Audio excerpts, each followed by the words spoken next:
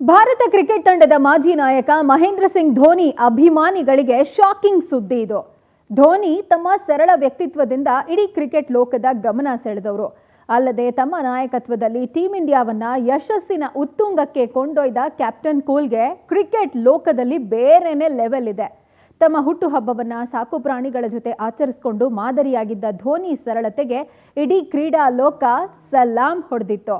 But ಇವಾಗ social ಮೀಡಿಯಾದಲ್ಲಿ ಧೋನಿ ಅವರ ವಿಡಿಯೋ ಒಂದು ಸಖತ್ ವೈರಲ್ ಆಗ್ತಾ ಇದ್ದು, ತಮ್ಮ ನೆಚ್ಚಿನ ಆಟಗಾರ ಮಾಡಿರೋ ಕೆಲಸವನ್ನ ಅಭಿಮಾನಿಗಳಿಂದ ಅರ್ಗಿಸ್ಕೊಳ್ಳೋಕೆ ಸಾಧ್ಯ ಆಗ್ತಾ ಇಲ್ಲ. ತಮ್ಮ ಆಪ್ತ ಸ್ನೇಹಿತ ಸಲ್ಮಾನ್ ಖಾನ್ ಅವರ 60ನೇ ಹುಟ್ಟುಹಬ್ಬದಲ್ಲಿ ಭಾಗಿಯಾದ ಧೋನಿ ಹೊರ ಬರುವಾಗ ಹದ್ದಿನ ಕಣ್ಣಿನ ಕ್ಯಾಮೆರಾಗಳು ಧೋನಿಯ ಕಾರಿನ ಹಿಂಭಾಗದಲ್ಲಿ ಸಿಗರೆಟ್ ಪ್ಯಾಕೆಟ್ ಸೆರೆ ಹಿಡಿದಿದೆ. ಸಿಎಸ್ಕೆ ದಂತಕತೆ ಪತ್ನಿ ಸಾಕ್ಷಿ ಜೊತೆ ಮುಂದಿನ ಸೀಟ್ನಲ್ಲಿ ಸಿಗರೆಟ್ ಪ್ಯಾಕೆಟ್ ಹೊಂದಿದ್ದು ಮತ್ತೊಬ್ಬ ವ್ಯಕ್ತಿ ಕೂಡ ಕಾರಲ್ಲಿದ್ದಾರೆ. ಸಿಗರೆಟ್ ಪ್ಯಾಕ್ ಹಿಂದಿನ ಸೀಟ್ನ ಆರ್ಮ್ ರೆಸ್ಟ್ನಲ್ಲಿ ಕಂಡು ಬಂದಿದೆ. ಇದು ಭಾರತದ ದಂತಕತೆ ನಾಯಕನಿಗೆ ಈ ಅಭ್ಯಾಸ ಇದೆಯಾ ಅನ್ನುವ ವದಂತಿಗಳಿಗೆ ಕಾರಣ ಆಗಿದೆ. ಈ ಹಿಂದೆ MS ಧೋನಿ ಯುವ ಆಟಗಾರರ ಜೊತೆ ಬೆರೆಯೋದಕ್ಕೆ ಹುಕ್ಕಾ ಸೆಷನ್ ಮಾಡ್ತಾ ಇದ್ರು ಅಂತ ಆಸ್ಟ್ರೇಲಿಯಾದ ಮಾಜಿ ಆಟಗಾರ ಜಾರ್ಜ್ ಬೈಲಿ ಹೇಳಿದ್ದು ಕೂಡ ಈಗ ಚರ್ಚೆಗೆ ಮತ್ತೊಂದು ಆಂಗಲ್ ಕೊಡ್ತಾ ಇದೆ.